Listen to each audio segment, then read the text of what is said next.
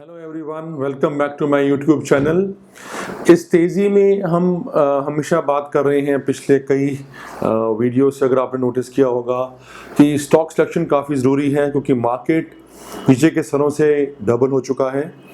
Stock selection इसलिए ज़रूरी है क्योंकि अब डाउनसाइड रिस्क मेजर करना बहुत इंपॉर्टेंट है। ऐसे स्टॉक में हमने नहीं फंसना जहाँ पे ऑलरेडी बहुत रन अप हो चुका हो और किसी वजह से सेक्टर में या पूरी मार्केट में मंदी आए तो बहुत ज़्यादा डाउनफॉल आए। तो डाउनसाइड प्रोटेक्शन बहुत ज़रूरी है। और अच्छी बात ये है कि इसके बावजूद, इतना चलने के बावजूद मार्केट में अभी भी बहुत अच्छे ऐसे स्टॉक्स हैं जहाँ पे कि डाउनसाइड लिमिटेड है क्योंकि वैल्यू अभी भी इतनी है कंपनी में और इतना कम मूवमेंट हुआ है कि यहाँ से डाउनसाइड चाहे जितनी मर्जी मंदी आ जाए बहुत ही लिमिटेड होगा। ऐसा ही एक स्टॉक है BSE, बॉम्बे स्टॉक एक्सचेंज, जो कि लिस्टेड है NSE में। इसमें सबसे अच्छी बात ये है कि अगर आप इसमें जो इसका CDSL का स्टेक है और CDSL अलग से लिस्टेड है, उसका जो स्टेक की वैल्यू है उस पर होल्डिंग कंपनी का डिस्काउंट दिया जाए, प्लस इनकी करंट इन्वेस्टमेंट्स को ऐड किया जाए और कैश जो बैलेंस शीट में पड़ा हुआ है वो ऐड किया जाए, तो मार्केट कैप, जो करंट मार्केट कैप है BSE, उससे ज़्यादा है। यानी कि आपको जो बिजनेस है वो फ्री भी नहीं, माइनस में मिल रहा है। थ्योरेटिकली अगर देखा जाए तो कोई अगर BSE खरीदेगा अब इस वैल्यू पे तो उसको पैसे देने नहीं होंगे, उसको पैसे मिलेंगे। उसको पैसे मिलेंगे प्लस जो BSE का बिजनेस है, जो कि इतनी पुरानी एक्सचेंज है, एशिया की सबसे पुरानी एक्सचेंज है, उसका जो सारा बिजनेस है वो भी मिलेगा और साथ में पैसे भी मिलेंगे। तो इतने कम दाम में आपको एशिया की सबसे पुरानी एक्सचेंज और NSE के बाद जो दूसरी दिग्गज एक्सचेंज है, इतनी बड़ी मार्केट जो हिंदुस्तान की मार्केट है, उसकी जो सेकंड लार्जेस्ट एक्सचेंज है, वो आपको फ्री भी नहीं, नेगेटिव प्राइस पे मिल रही है कि उसकी जो बाकी इन्वेस्टमेंट्स हैं, बिजनेस को छोड़ दो, बाकी की इन्वेस्टमेंट्स हैं CDSL, करंट इन्वेस्टमेंट्स और कैश, उनकी जो CDSL करंट एसेट्स और कैश की जो वैल्यू है वो उनकी मार्केट कैप से ज़्यादा है। तो जो BSE का मेन बिजनेस है वो नेगेटिव प्राइस पे कोट हो रहा है, इसलिए downside is so well protected और अभी भी ये 580 के भाव में मिल रहा है। हमारे मुताबिक एक बहुत फेयर कंजर्वेटिव वैल्यू 950 की है। 950 का हमने लिया है कि हाँ, मान रहे कि FY22 में जो EPS है उसका भी बड़ा कंजर्वेटिव एस्टीमेट लिया है, उसको 10 का डिस्काउंट दिया है, 10 टाइम्स मल्टीप्लाई किया है to get a fair value which is again a conservative value for an exchange. और जो इनकी सारी इन्वेस्टमेंट्स हैं वो उसका होल्डिंग वैल्यू डिस्काउंट करके और जो कैश है बैलेंस शीट का वो ऐड करके टोटल जो आता है वो 950 आता है। तो 950 is the minimum kind of a value जो BSE की होनी चाहिए। तो वहाँ से अगर आप देखो तो बहुत सिग्निफिकेंट डिस्काउंट है, 370 rupees, which is almost you can say 70% discount to its fair value. तो 70% डिस्काउंट है अपने फेयर वैल्यू से आपको मिल रही है कंपनी। और BSE दिग्गज कंपनी है, एक्सचेंज है, किसी भी हालत में चलना है इसको।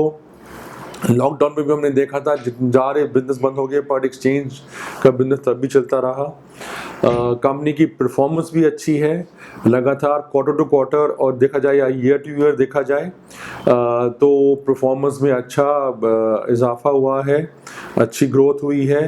इनका अच्छी बात ये भी है कि जो स्टार म्यूचुअल फंड प्लेटफॉर्म है जिसमें म्यूचुअल फंड आप खरीद बेच सकते हैं, उसको अच्छी ट्रैक्शन मिल रही है, वो अच्छा एक ऑल्टरनेट प्लेटफॉर्म बन के आ रहा है। इसके अलावा BSE जिसका अभी सिर्फ 4% शेयर है डेरिवेटिव्स में, वो लगातार उसको इम्प्रूव करने की कोशिश कर रहे हैं।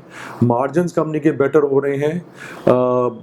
कैश की जो सेटलमेंट है उसमें वॉल्यूम बढ़ रही है, न्यू फीस की लिस्टिंग की जो फीस है वो भी बढ़ी है और जिस तरह से IPO मार्केट बूम कर रही है, हमें उम्मीद है कि आगे चलकर ये सब चीज़ें बूम करेंगी, लिस्टिंग फीस इंक्रीज होगी, प्लस जो कैश का वॉल्यूम है वो भी इंक्रीज हो रहा है। और जैसे मैंने बताया कि स्टार म्यूचुअल फंड जो उनका प्लेटफॉर्म है वो तो बहुत ही अच्छा ट्रैक्शन, अच्छी ग्रोथ ले रहा है। तो ओवरऑल अभी भी BSE बहुत पुराना एक्सचेंज है, कई ऐसे दिग्गज काउंटर हैं जो सिर्फ BSE में ट्रेड होते हैं, तो एक्सचेंज बहुत इस्टेब्लिश्ड है, कहीं जा नहीं रहा और बिजनेस भी इनका ग्रो कर रहा है और इतने कम वैल्यू में मिल रहा है, तो ये स्क्रीमिंग बाय है। ये आपके इसके लिए वैल्यूएशन के लिए एक बार फिर से आपके सामने ये चार्ट दिखा रहा हूँ ताकि आपके लिए क्लियर हो जाए। अब इसमें CDSL का स्टेक की जो मार्केट कैप है वो CDSL स्टेक की मार्केट कैप है 6400। इनका जो स्टेक वैल्यू आता है होल्डिंग कंपनी का डिस्काउंट लेकर वो है 960। करंट इन्वेस्टमेंट्स हैं 220। Net cash and cash equivalent है 1610 करोड़। टोटल मिलाकर 2790 करोड़ है, जिसको कि अगर टोटल नंबर ऑफ शेयर से डिवाइड किया जाए तो वैल्यू पर शेयर आती है 620 की वैल्यू आती है पर शेयर और करंट मार्केट प्राइस है 580। तो इसलिए इसका जो है इसको साथ में अगर कोर बिजनेस जो इनका वैल्यू जिसके मैंने बताया कि अभी वैल्यू कर ही नहीं रहा मार्केट, उसको भी जोड़ा जाए तो 950 का एक कंजर्वेटिव टारगेट बनता है।